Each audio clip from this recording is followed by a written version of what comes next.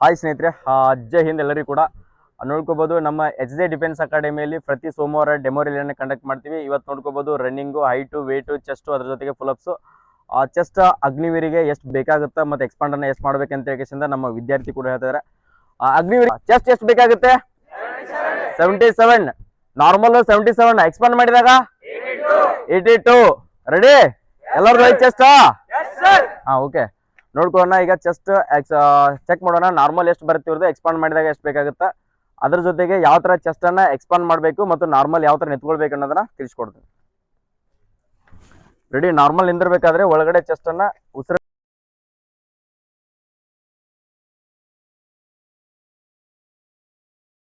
ಒಳಗ್ಬಿಡ್ರಿ, ಇನ್ನು ಒಳಗ್ಬಿಡು. ರೆಡಿ? ಇವ್ರು ನೋಡ್ಕೋಬಹುದು. ನಾರ್ಮಲ್ ಆಗಿ ಫಸ್ಟ್ ಗೆ ಇದ್ದಾಗ 82 ಇತ್ತು, ಒಳಗಡೆ ಉಸಿರು ತಗೊಂಡಾಗ ಇನ್ನೂ 77 ಮಟ್ಟ ಬಂತು. Ready up. 77 ನಿಂತ್ರ 88 ಆಯ್ತು. ನೆಕ್ಸ್ಟ್